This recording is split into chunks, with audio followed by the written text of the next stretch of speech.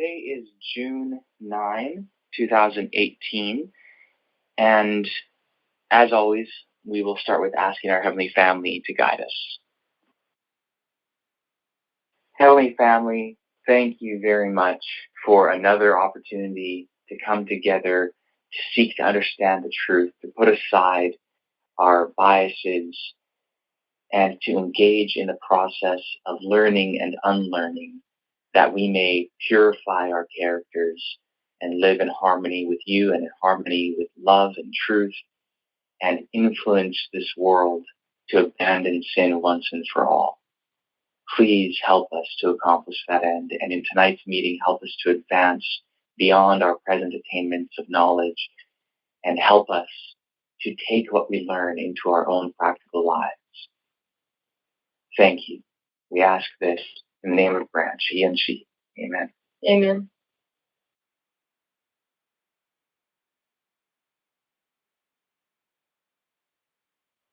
Okay, so I'm just going to remind everyone of the general topic that we have been considering, and then we'll get into some specific questions in relation to this topic that Rachel had asked, at least to start, and then we'll see where we go from there.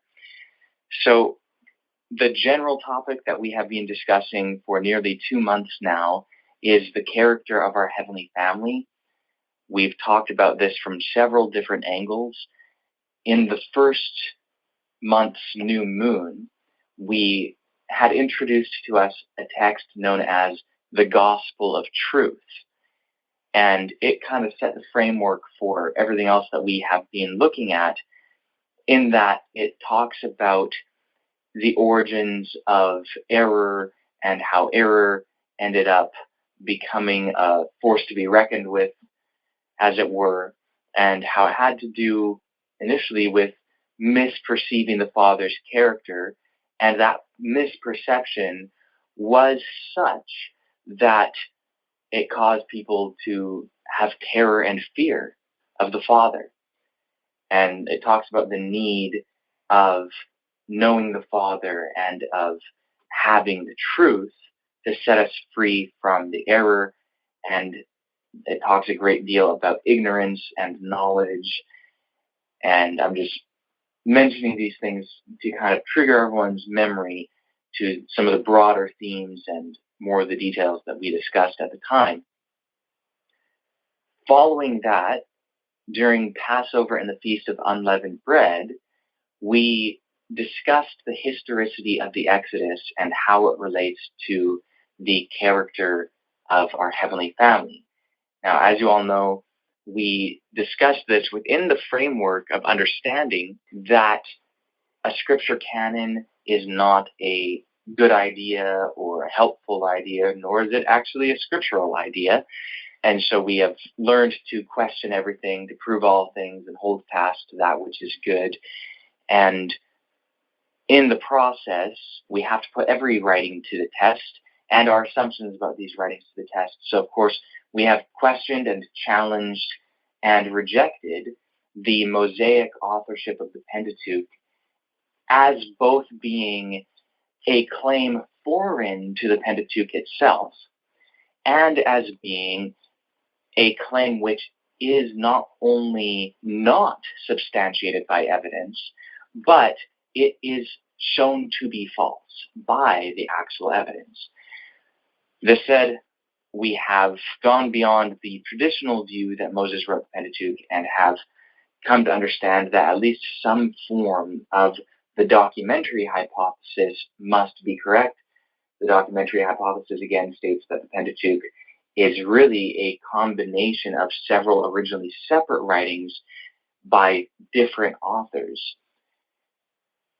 And so we kind of looked at this whole issue of the Exodus, knowing that since our assumptions about the texts which tell us about the Exodus were incorrect, it may be that our assumptions about the Exodus are incorrect as well.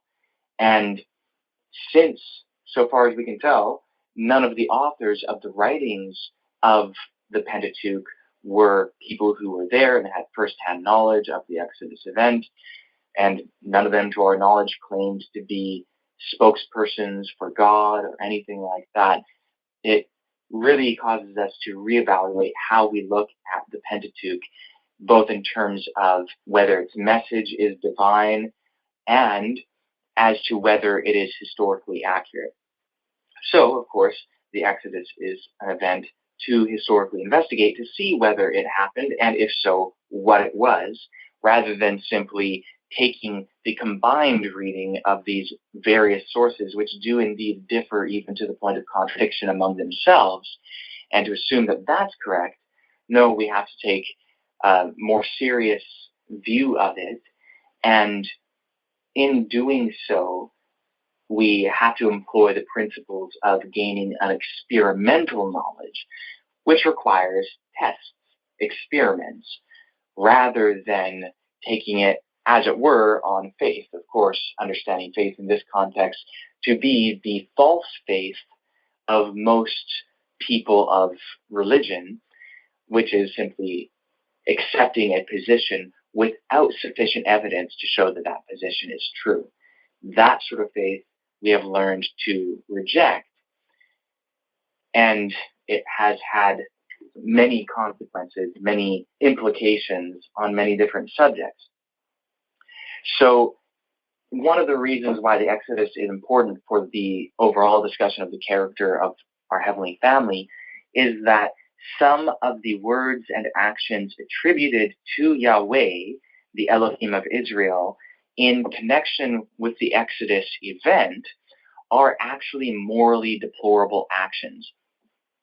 Some of the passages in the Pentateuch in relationship to the Exodus describe Yahweh as a God who promotes slavery, genocide, the slaughtering of animals, the killing of infants even, and many other atrocious things. Things which we must, if we are to be moral individuals, reject. Now, that's one aspect of this conversation.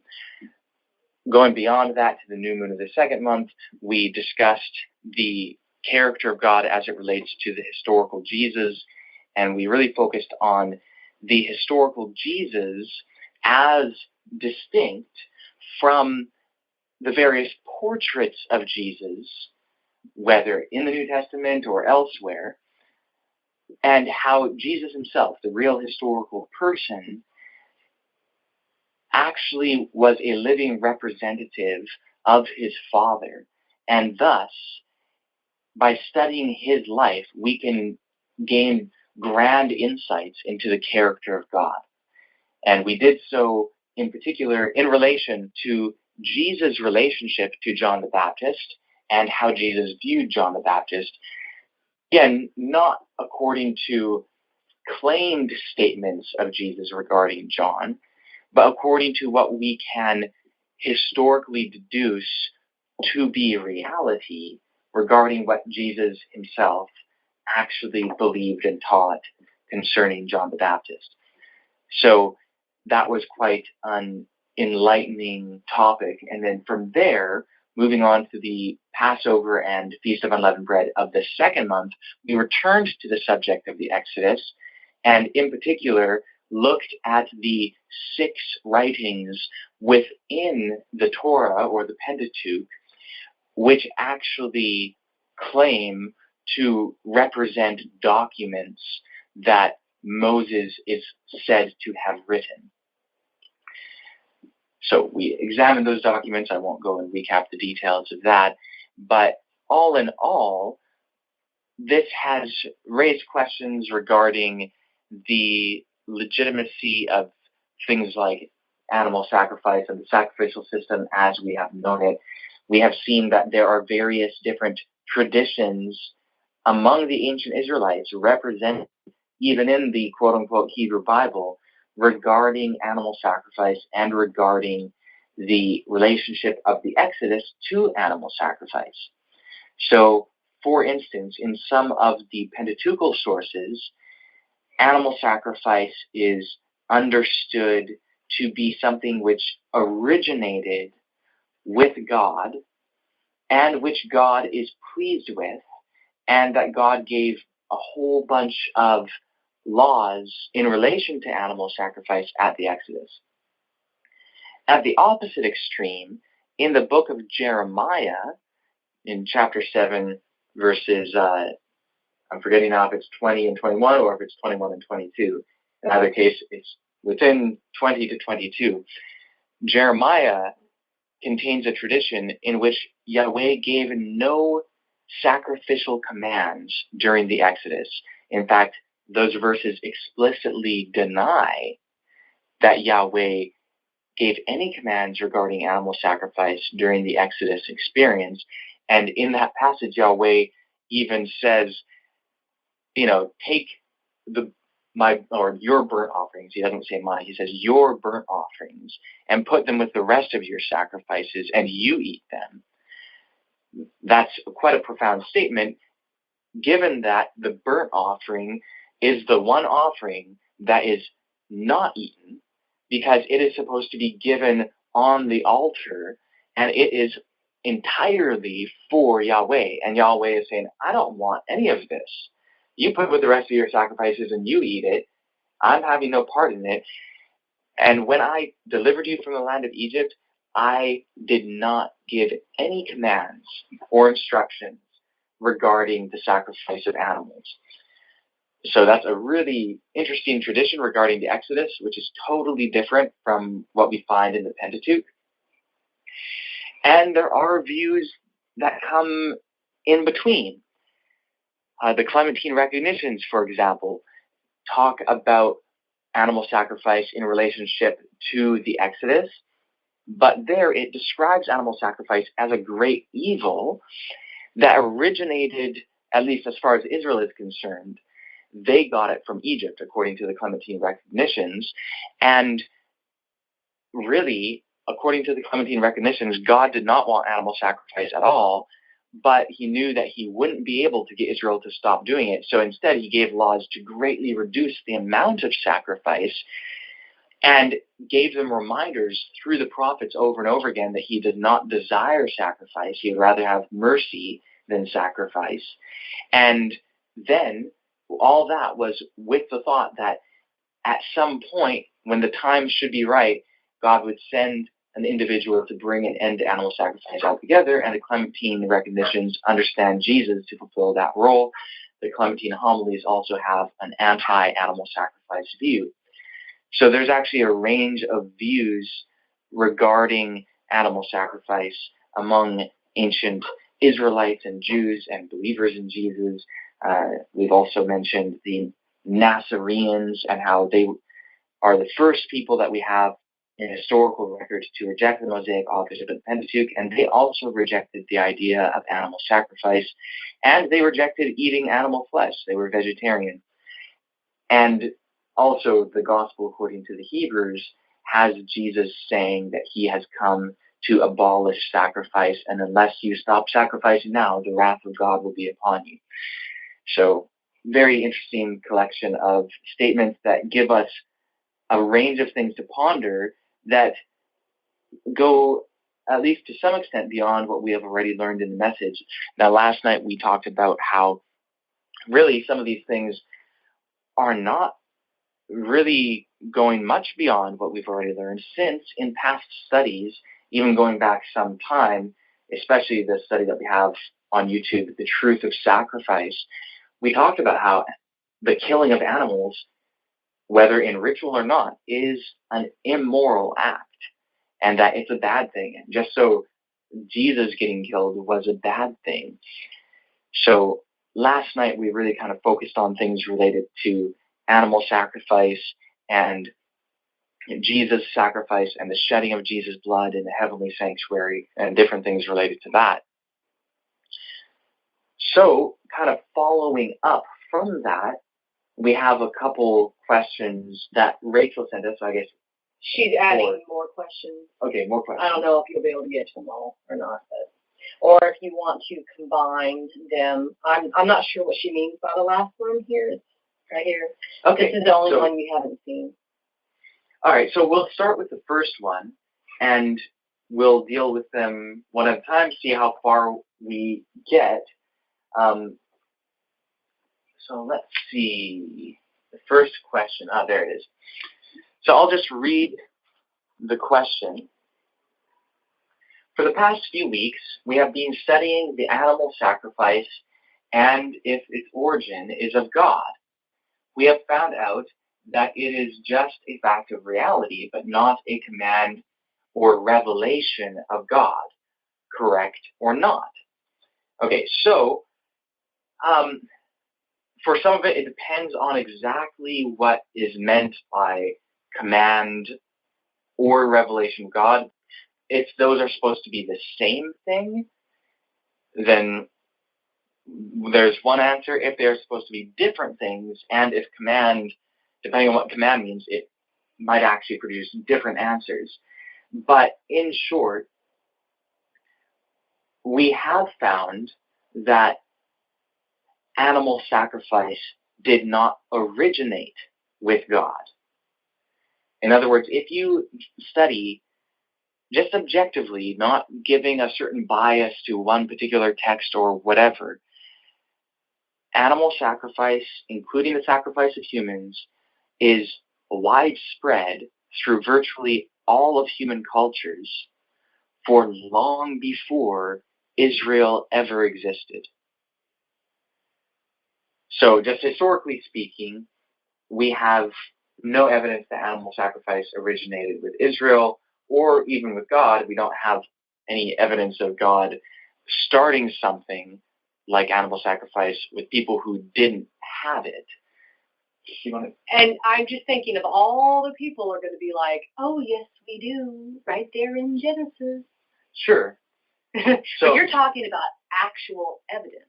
Right, because this conversation that we're having right now builds on years of accumulated knowledge regarding the nature of the canon, the nature of the Pentateuch, and how we can't just accept certain claims.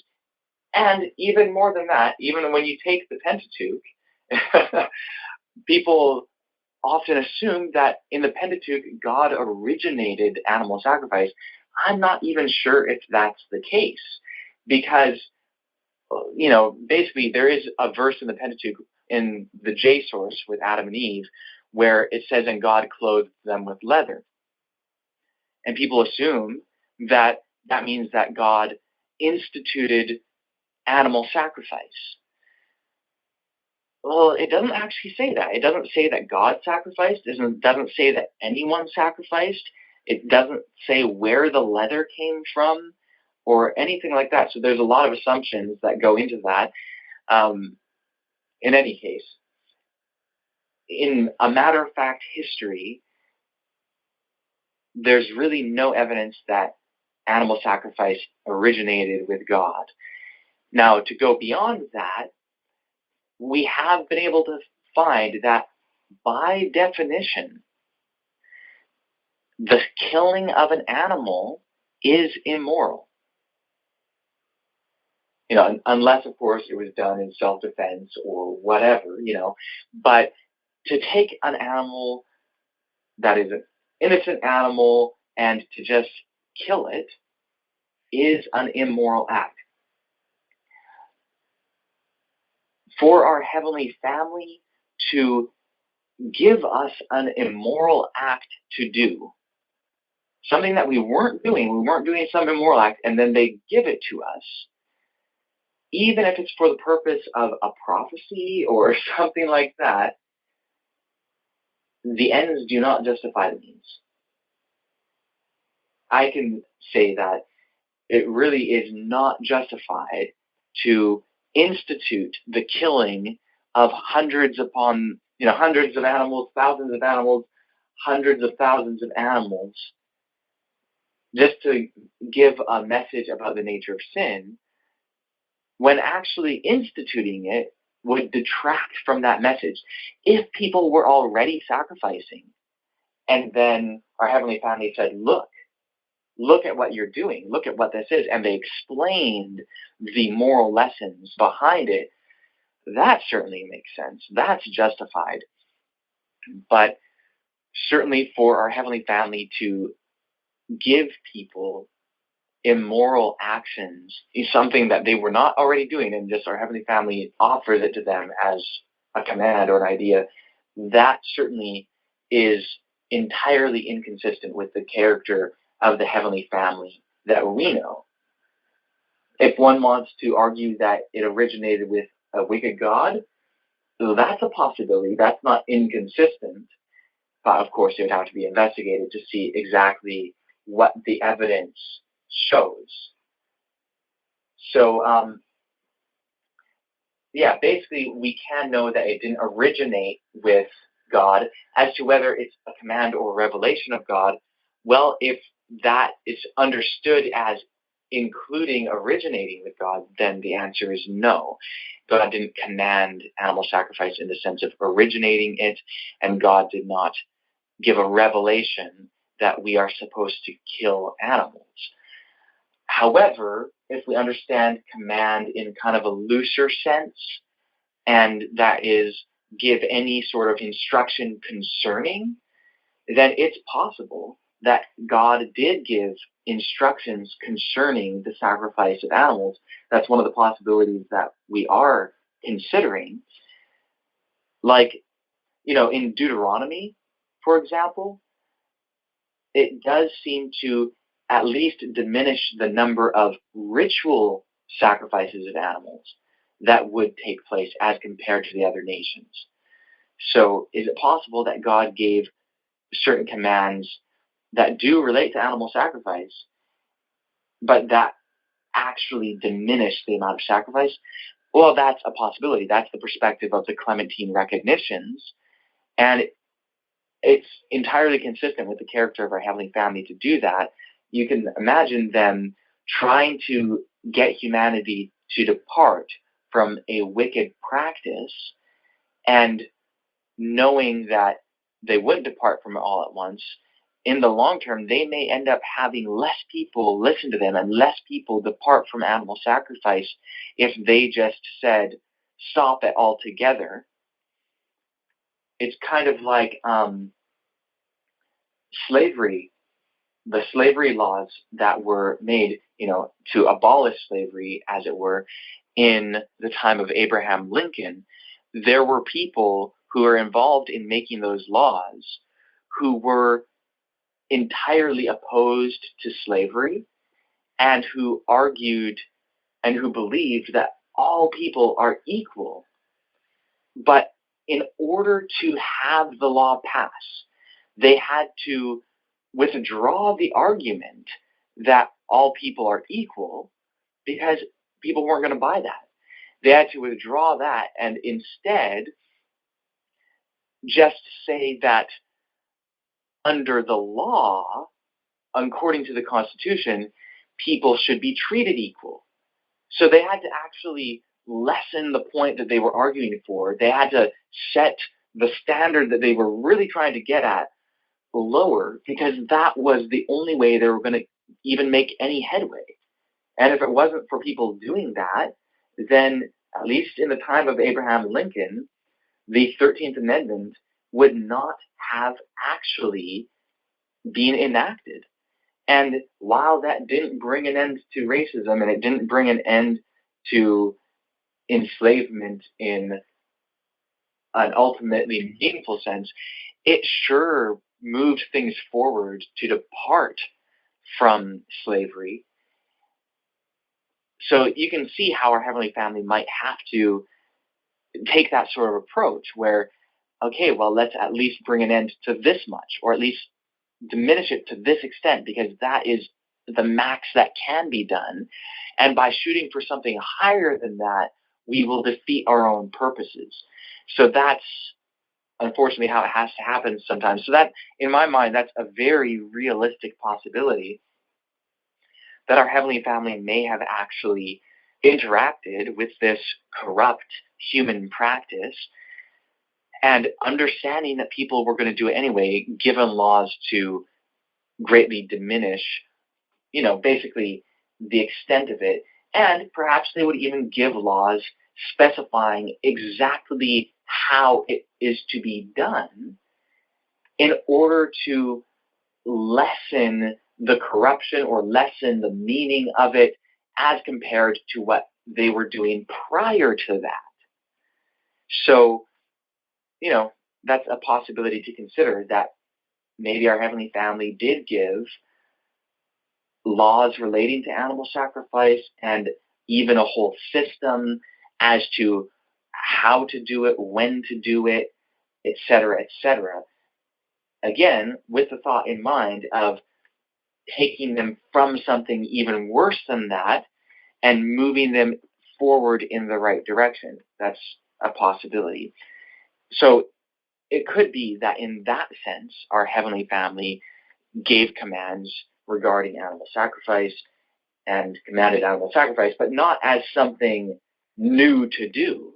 Not as though there were people who weren't sacrificing and they offer sacrifices, but it could be that there were people who were already sacrificing and doing it in ways that were exceedingly perverse and that had ritual meanings to them that taught them lessons of corruption and wickedness and just forwarded false ideas time and time and time again. And so our Heavenly Family may have moved them to something that would be in the right direction, even if far from ideal. Okay, so, yes? Yeah, with relation to what you're talking about, do you see the same principle being played out when the people after the flood during the Tower of Babel, they were already worshiping evil, the wicked gods, and God had to just decide in his wisdom to divide the nations into 70 and appoint Israel as their own. Is that the same principle being played out here? Yes, actually, when we first talked about this in any detail on the calls, I actually gave that as an example to say, if it is the case that our Heavenly Family did give laws regarding animal sacrifice through concession, then it's the same in principle to, people worshiping all these gods and our Heavenly Family saying, well, okay, fine, then do it, but it has to be done with certain limitations and under certain terms. Therefore, I'm dividing the nations, et cetera, et cetera, et cetera. So in principle, that idea is the same sort of thing.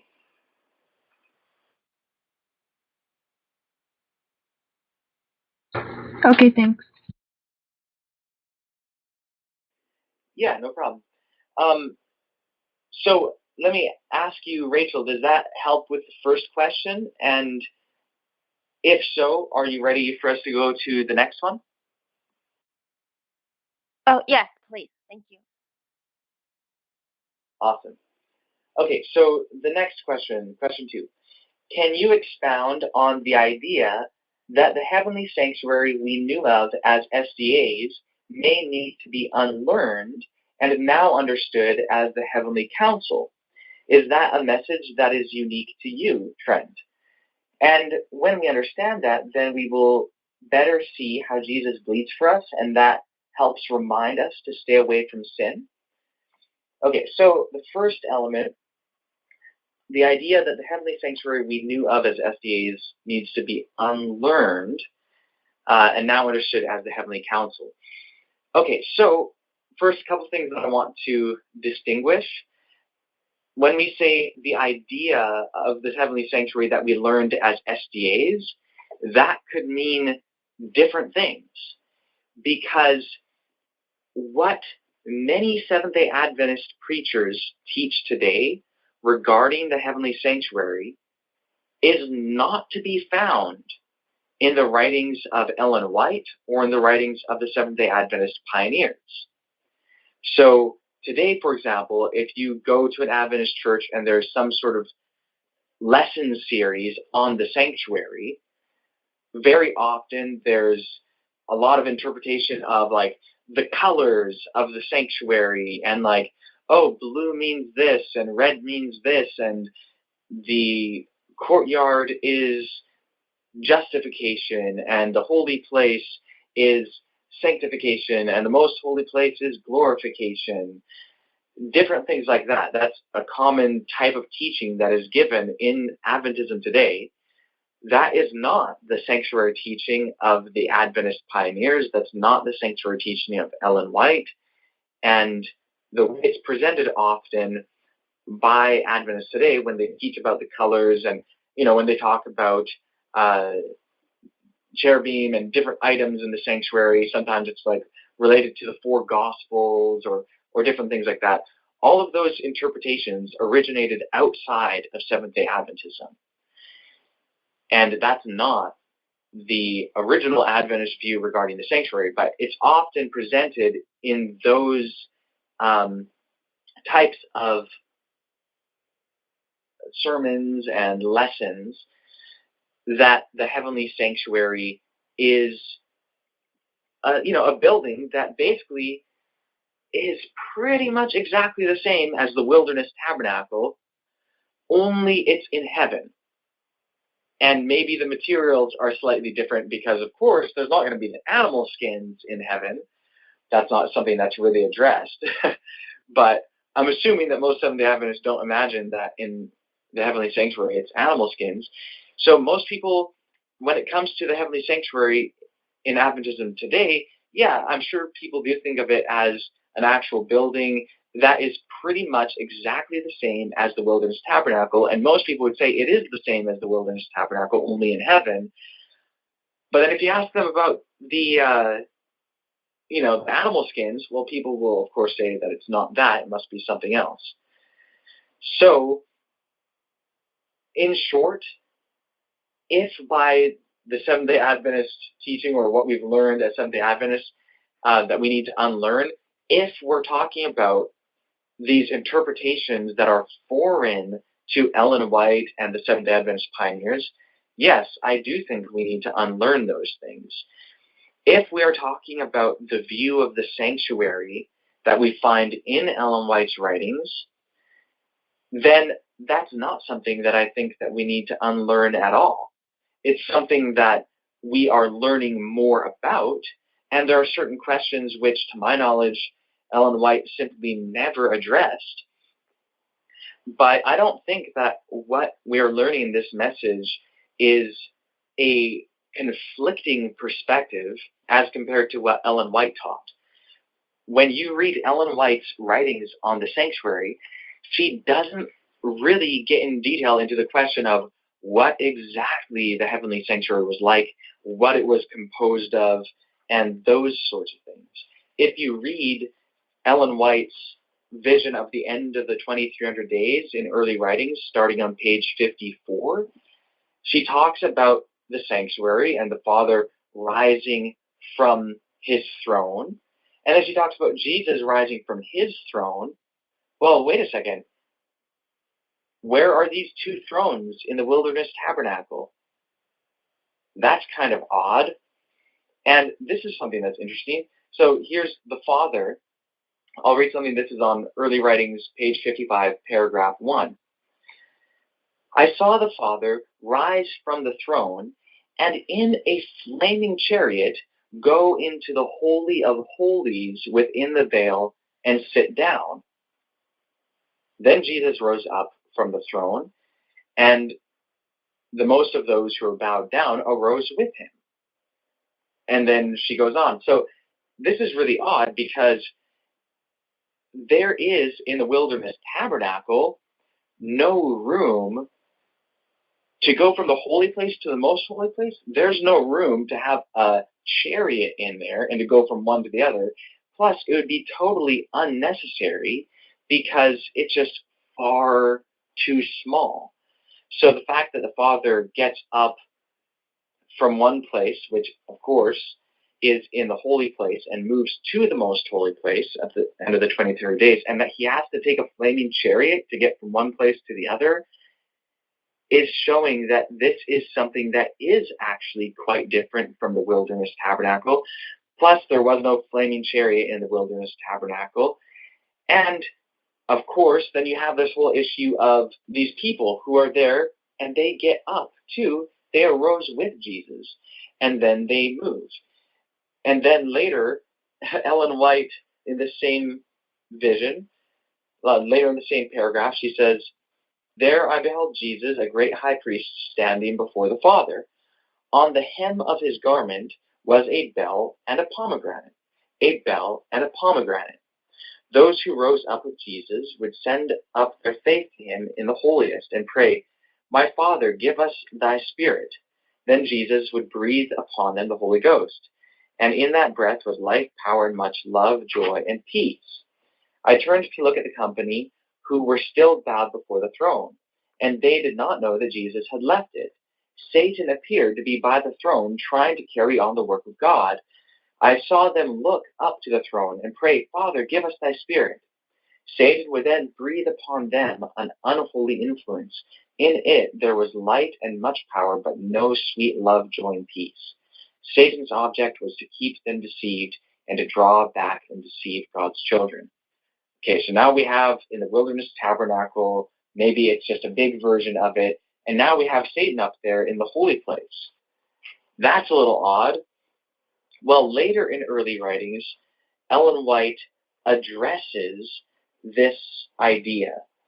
It's on page 92 of early writings, and she says, "I also stated," she's commenting on the vision that we just read in early writings 55, "I also stated that Satan appeared to be by the throne, trying to carry on the work of God. I will give another sentence from the same page. I turned to look at the company who were still bowed before the throne. Now this praying company was in this mortal state on earth, yet represented to me as bowed before the throne. I never had the idea that these individuals were actually in the New Jerusalem. Neither did I ever think that any mortal could suppose that I believed that Satan was actually in the New Jerusalem. But did not John see the great red dragon in heaven? Certainly. Quote, and there appeared another wonder in heaven. And behold, a great red dragon having 7 heads and 10 horns. Revelation 12:3. What a monster to be in heaven. Here seems to be as good a chance for ridicule as in the interpretation which some have placed upon my statements." What's very interesting here is that Ellen White is clearly saying that what she saw in vision were representations that meant things other than the most literal interpretation of what she said. Yeah, that's really interesting. Very interesting. And in order to explain it, she gives an illustration of John's vision and how what he saw isn't to be taken literally. So really, she's telling us very plainly that what she saw was representing something that is beyond the surface meaning of her words. In other words, the people were not actually bowed down there in heaven, and Satan was not there in heaven. Well, what about the bell and the pomegranate? The bell and the pomegranate. Well, to be consistent, that must be referring to something beyond the most basic meaning of the words as well.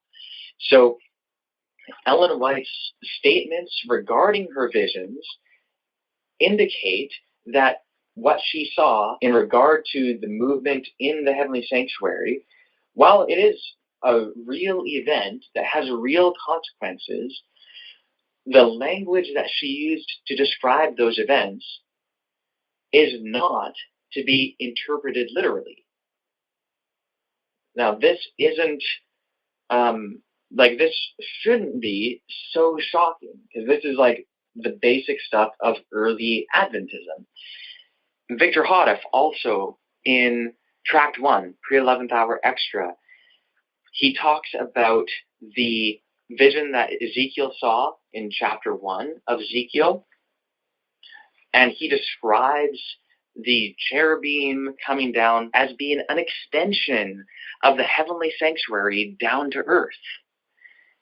And how does he interpret this extension? Well, first of all, I'll say it's really interesting because all of those things are living things, living creatures, living wheels, a living being sitting on this chariot throne. And that is an extension of the heavenly sanctuary. Well, that in itself implies that, well, if this extension of the heavenly sanctuary is actually just living beings, not something made of different types of metal and stone and all that, that itself implies that the heavenly sanctuary is living beings, because the extension of it is living beings. Again, this is something that's relatively at the beginning of the Shepherd's Rod message. So what we're saying is, yes, pointing these things out and drawing it out more clearly and showing additional references, but this isn't giving a different view from what Victor Houteff taught. And as we've seen, what Victor Houteff taught is not in any way conflicting with what Ellen White taught. It's just moving the subject ahead a little bit. And then he also says that those living creatures, the faces of the living creatures, represented the saints in the time of judgment. So now the extension of the heavenly sanctuary actually includes human beings in it as well. So this isn't something that's so different. Lois Roden also taught this, and if you look up on YouTube a study that we have called The True Living Temple, it's actually just a little audio clip of Lois Roden, where she pointed out some things about the New Jerusalem temple. Now, if you notice in what we read from early writings, Ellen White said that she referred to the heavenly sanctuary as the New Jerusalem. And this is in early writings, it's in other early Adventist literature. They understood the heavenly sanctuary to be the New Jerusalem. That will come down at the end of the 1,000 years upon the earth. Well, guess what? The New Jerusalem is said to be the bride of Christ. And the gates of the New Jerusalem are the tribes of Israel. And the foundations of the New Jerusalem are the apostles. These are our people. This is all spelled out in Revelation. The temple of the New Jerusalem is the Father and the Son. That's the temple. It says that they are the temple.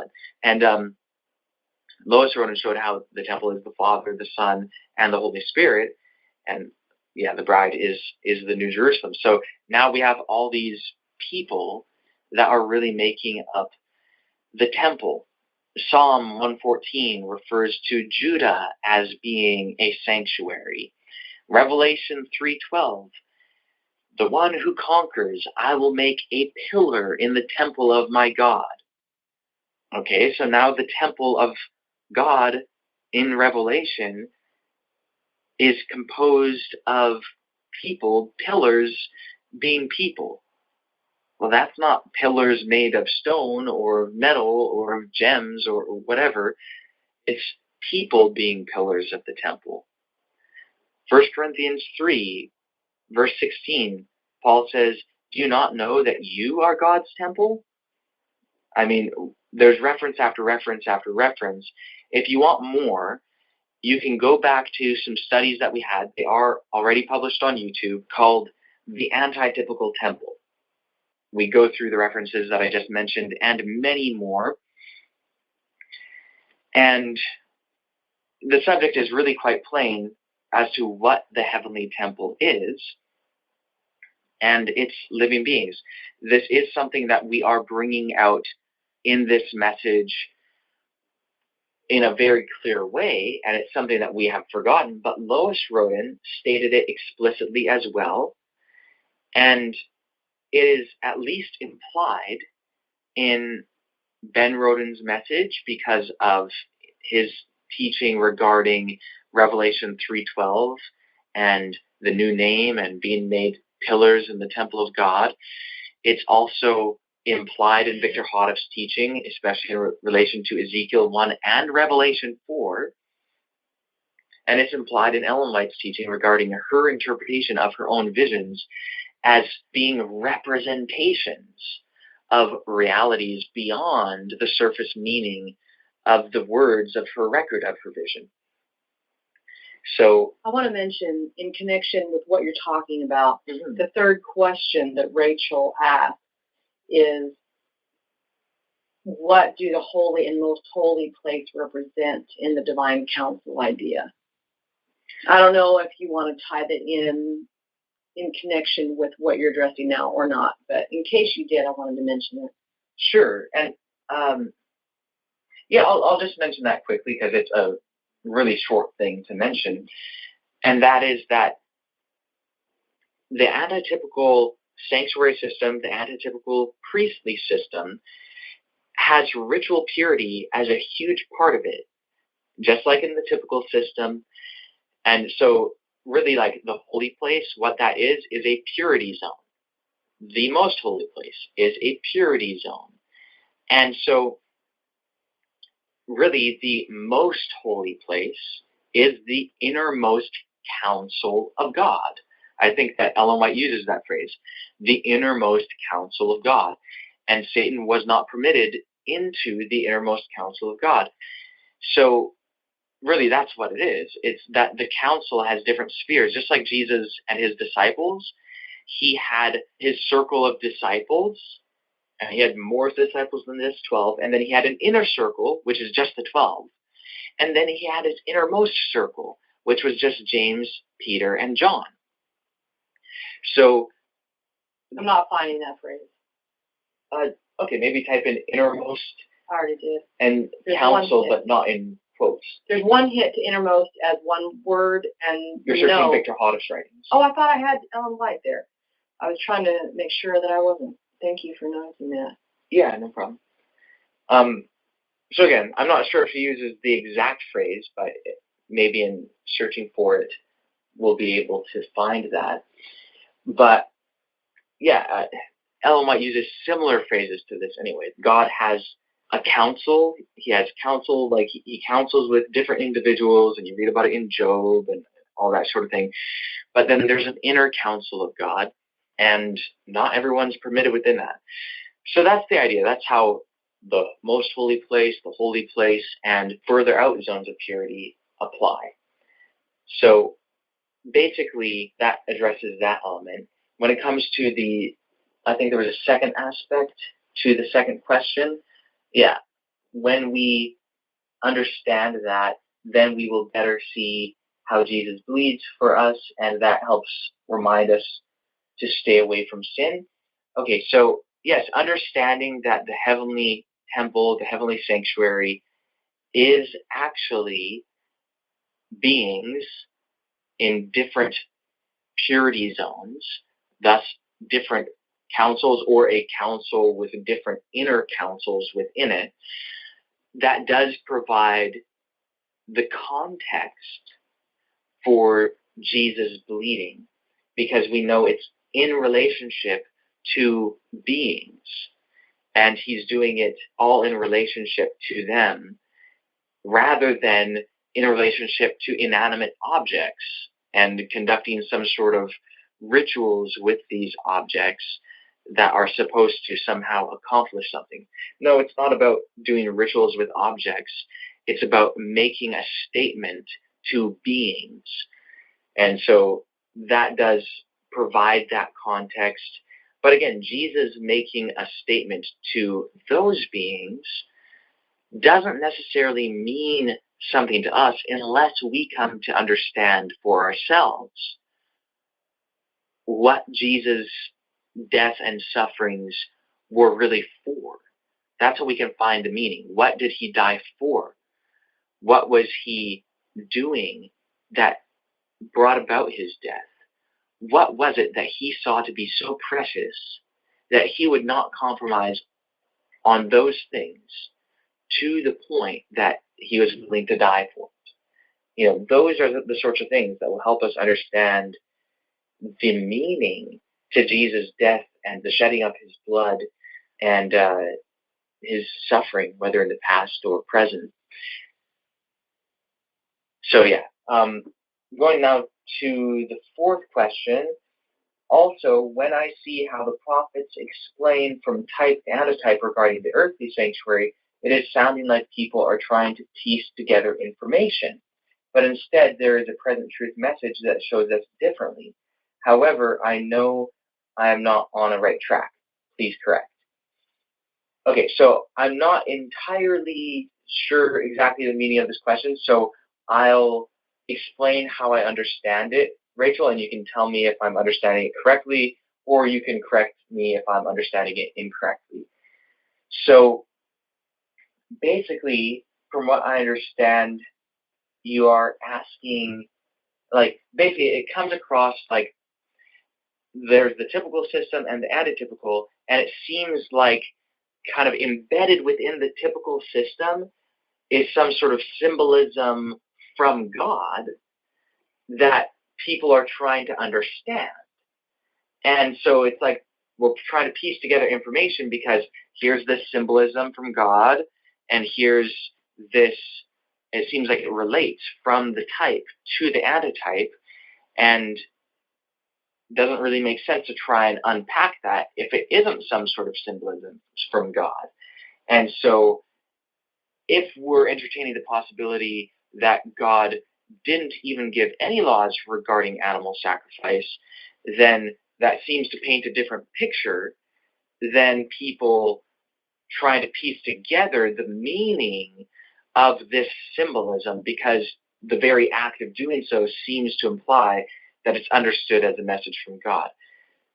Am I understanding what you're getting at with that last question, Rachel? Yeah, correct. Okay, excellent. So I will say that if you look at the messages from Ellen White, Victor Hoddock, Ben Roden, Lois Roden, Doug Mitchell, Trent Wilde, whatever, you look at the messages, and every time that there is an interpretation of the symbols of the sanctuary, there is an underlying assumption that the commands to perform the priestly law in that particular way were commands given by God. So it is assumed that basically, it was instructed by God for it to be done in this way, and therefore there is a symbolic meaning to all of these different things, basically that was given by God, and we need to come to understand it.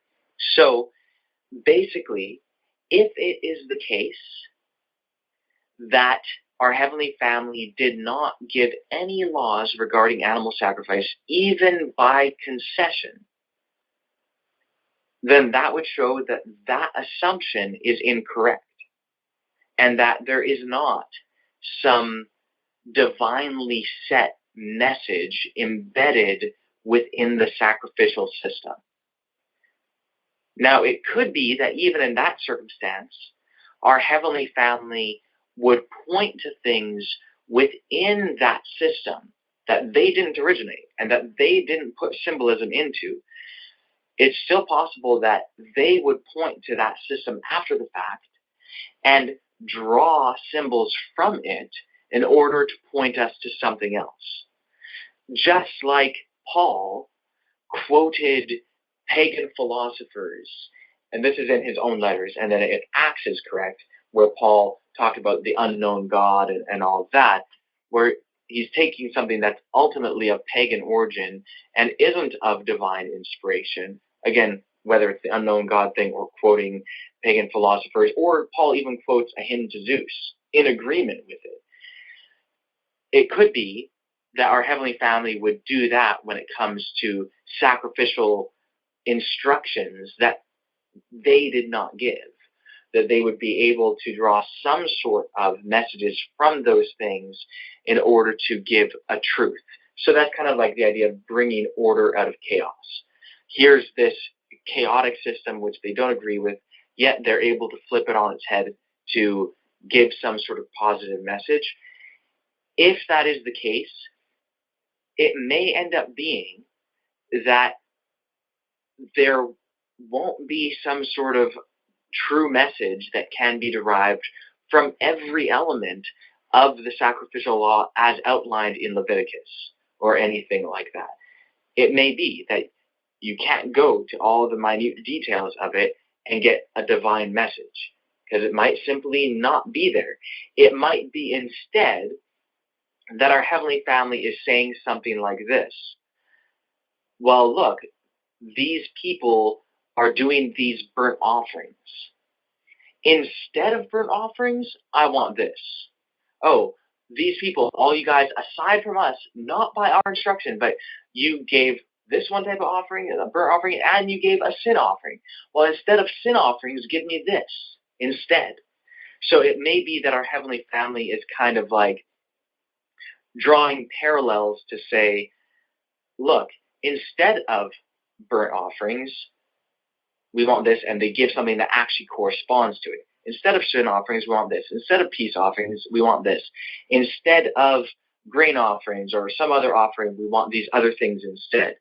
So that would be kind of like, instead of our Heavenly Family using the priestly system as symbolic of truths, it would be them paralleling the priestly system as being a negative thing, and them saying, well, we want these positive things that do, at least in some instances, specifically correspond to the negative things, but we want these positive things instead. So that might be the case that, like, when you read in certain passages in the New Testament where it says, basically like praise and songs being as sacrifices, it might be that these are the sacrifices that we want instead of the other ones, without the idea that the other ones are symbolizing something ordained by God. So that's a possibility. But again, it might actually be the case that our Heavenly Family did give a system of laws in relationship to animal sacrifice in which they embedded a message or a series of messages that do have specific meaning. And if they did so, basically under that circumstance, the assumption would be correct. The assumption that Ellen White, Victor Hodgkin, Roden Lois, Roden Bug, Mitchell, Trent Wilde, whatever, the assumption that we have all had that God actually did give these laws, that assumption would be correct, even if God gave those laws by concession, and even if God gave those laws in order to move people forward in the right direction, although still hating animal sacrifice and all of that. So it is a real possibility that it's still the case that even in the minute details of these ritual laws, there are messages embedded. And even if that's the case, though, I will say that we would then have to study to find out what exactly is the ritual law that our Heavenly Family gave. Because the ritual law as given in Leviticus through the priestly author isn't precisely the same as what we find in other sources. Ezekiel, for instance, differs from it. And there might be other sources that differ. The Temple Scroll differs from it. So if our Heavenly Family gave a ritual law by concession, we still have to find out what that ritual law is. And this is why, just let's take a step back and look at the broad journey of this message. The priestly law is an important part of this message. We talked about it. If you look at the silver trumpet studies and different things like that, we're called into priesthood. There's antitypical ritual purity, and the ritual purity system is closely related with the system of the two ways. So it's really kind of interesting. In the teachings of the teacher of righteousness, there's definitely an antitypical ritual purity thing. And these ideas, the ritual purity thing, is an extremely profound set of ideas that I do believe comes from our Heavenly Family. Ellen White saw it in vision preceding any sort of sacrifice or anything like that. The basic idea of ritual purity is there, built in from the beginning. And so this journey that we've gone on, we've seen that there's some sort of system like this, and we've had some sort of detailed understanding of some elements. And then we came to a point where it's like, hey, guys, we need to understand the type before we can understand the antitype. And if you guys remember, we spent a lot of time going through the first few chapters of Leviticus and studying, well, what is the grain offering like, different types of grain offerings, and processed grain offerings versus unprocessed grain offerings, and first fruit grain offerings versus something else. And, there's a lot of detail there. And we never came to the point of our Heavenly Family showing us how that relates to some sort of antitypical setting. It may be because it doesn't. Or it may be that some version of it does, but maybe not the exact version that's in Leviticus in the priestly source. It may be that it's the version that's in Ezekiel or whatever.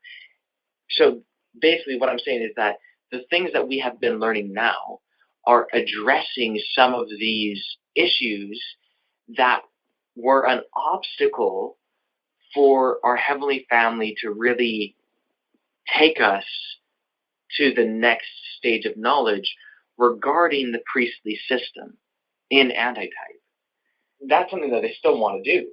Looking back to our investigations into Leviticus and looking at where we are going now, when we got into detailed studies of Leviticus and we're looking at the grain offerings and the burnt offerings, sin offerings, and the details of the ritual, how we got into that, there was a study that we had, and it was the Day of Atonement, 2015 or something like that. Yeah. I think it was 2015, when I brought out very plainly the fact that people haven't learned to study and that people need to learn to study. And our studies into Leviticus were our first practical experiment in doing that. And ever since, we have had many such practical experiments. And all of you guys know, there's two different types of studies that we have on the calls, right?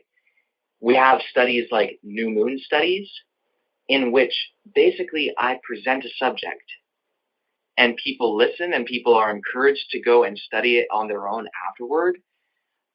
But basically I present something and I make claims concerning a subject and say, this is a message from our Heavenly Family. And then we have other studies that it's like, oh, here's an open-ended question, something which I may not have the answer to, but something which we need to study. And so I end up asking you guys a lot of questions. We have a lot of back and forth dialogue, and together we're trying to figure something out that we do not yet know the answer to. So that's another type of study. So studying the details of Leviticus was the first such instance of that, and it was done with the express purpose. And what I mean by express purpose is it was expressed in no uncertain terms that the purpose of it was so that we would all learn to study. In the course of having those studies, we also brought up how it is very important in doing a study like this that we need to question all of our assumptions, including who wrote the text that we are studying. And that in any text that we're studying, we should ask, who wrote this? When was it written? To whom was it written? And why? And that's how we ended up going to the Mosaic authorship of the Pentateuch investigation and, whatever. We've had so many investigations that are for the purpose of learning how to study beyond this, the virgin birth, the community rule, historicity of the Exodus, whatever. There's a whole bunch of different things. But this whole thing, while it may seem like two different things, like, studying the laws in Leviticus and all of that on one hand, and then on the other hand, we're talking about animal sacrifice and the authorship of the Pentateuch and the different sources and whatever, one actually stemmed from the other, and really it's one investigation. It's one big investigation. And now we're coming to the point of potentially being able to answer some of those issues because animal sacrifice obviously was a huge part of the priestly system of ancient Israel. And if we can determine the truth of animal sacrifice, and if we can determine whether our Heavenly Family gave laws concerning it or not, and if they did, what were those laws? And by the way, everything that we're learning about the character of our Heavenly Family and about the sources of the Pentateuch and the historicity of the Exodus and everything related to that will very likely play a key role in showing us, if indeed it is the case that our Heavenly Family did give laws in relation to the priesthood and sacrifice and all that. This will largely be a huge key in determining exactly what those laws were. Again, if there were such laws. And that would determine for us what exactly the typical system is, and then we would be able to understand exactly what the antitypical system is beyond that. Again, if our Heavenly Family didn't give laws regarding animal sacrifice at all, well then type and antitype are just parallels that are drawn between things that our Heavenly Family didn't necessarily set up or institute or endorse, and it wasn't a symbolic system which they necessarily created. Yet parallels can be drawn, so there's still type and antitype, but within a different setting. Anyway, I hope that this has helped to kind of piece things together. And Rachel, for your last question, I hope that that helps. I know that this kind of extended beyond it, and I hope that that didn't cloud the answer at all. But again, ultimately, we can't have the ultimate answer to your question yet because we do not yet know whether our Heavenly Family gave laws related to animal sacrifice by concession, or if they didn't give any laws at all. If they didn't give laws at all, again, I'm recapping the answer. If they didn't give laws at all, then the assumption that there is a divinely embedded message to the typical system is an incorrect assumption, albeit our Heavenly Family may still draw parallels between corrupt systems that they didn't institute and something which is actually the truth of which those false systems are counterfeit. And also they may draw parallels even to something, like we've talked about, drawing a parallel between the killing of an animal and the killing of Jesus and the subsequent bleeding of Jesus isn't even saying that they endorsed either one. So it's not necessarily, in that instance, even that one is a counterfeit and the other is a truth. Both are unfortunate realities, and our Heavenly Family is drawing parallel between them. So those sorts of parallels can be drawn, and thus there is meaning in a more general sense to the sacrificial system of ancient Israel, even if there isn't a divinely embedded system of symbols. If, however, our Heavenly Family did give laws for animal sacrifice by concession, they may very well have given a system of laws in which they would have embedded a divine message. And in that case, then the assumption that there's a divine message to unlock and to see how the type and antitype relate to each other is actually correct, and there is such a symbolic system from our Heavenly Family embedded in the laws for animal sacrifice, even if those laws came about through concession. And then it's a matter of figuring out which laws they actually gave. So anyway, I know that's a lot, but does that help, Rachel?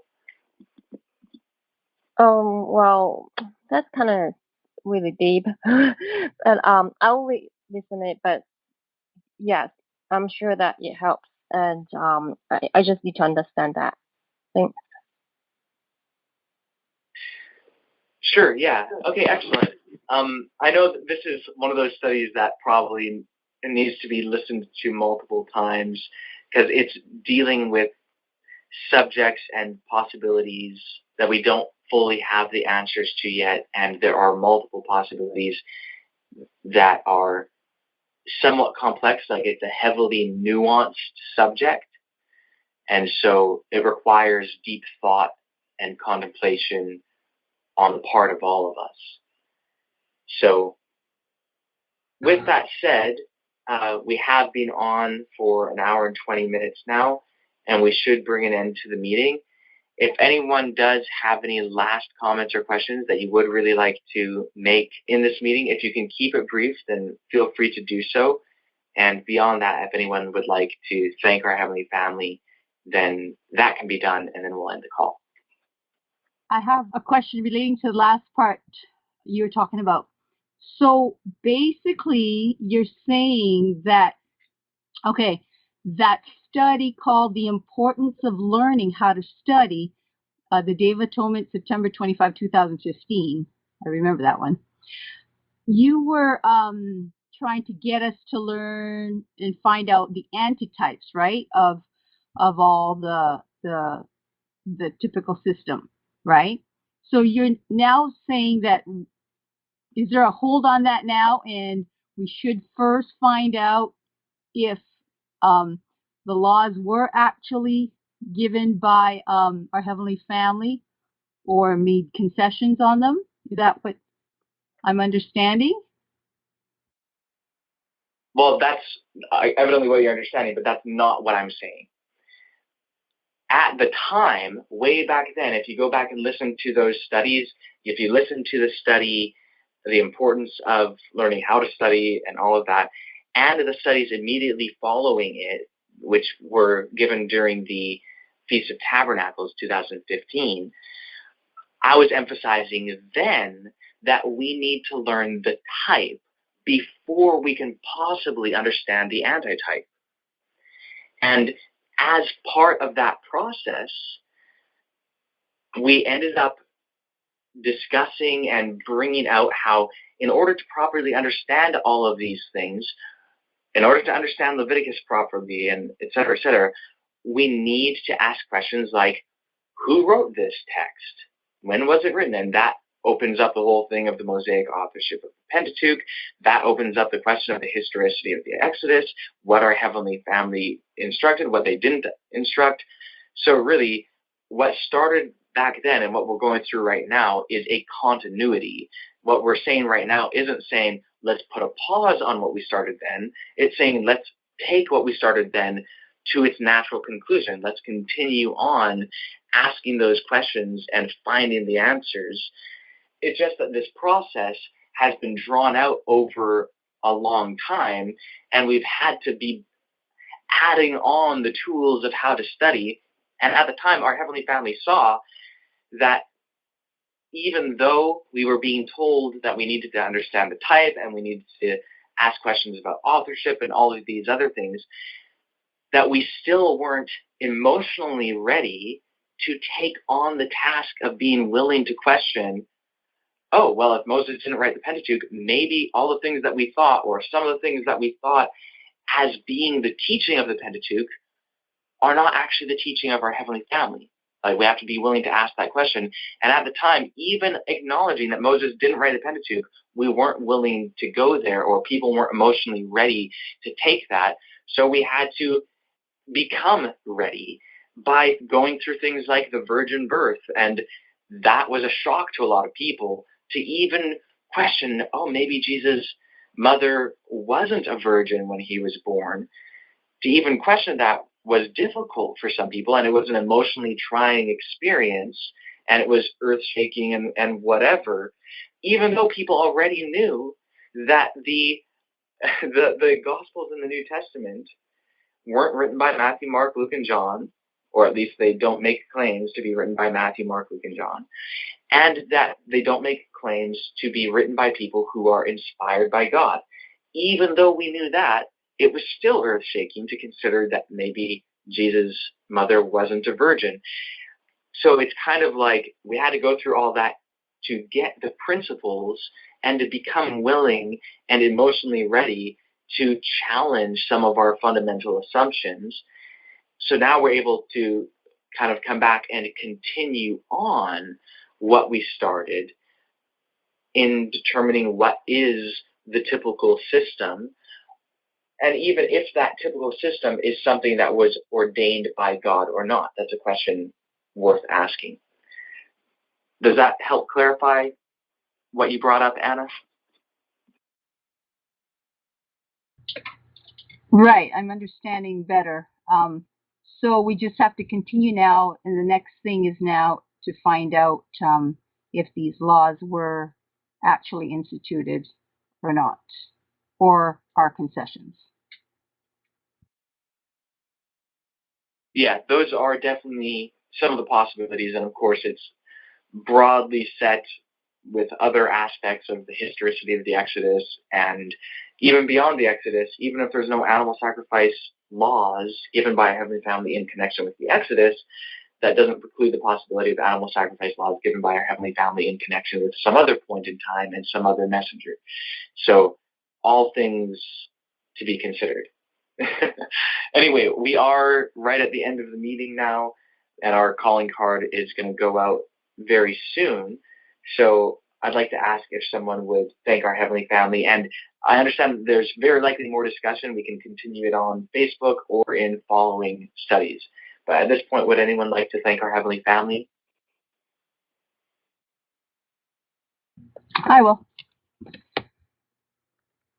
Heavenly Family, we thank you for tonight's meeting. Help us to be skillful in learning.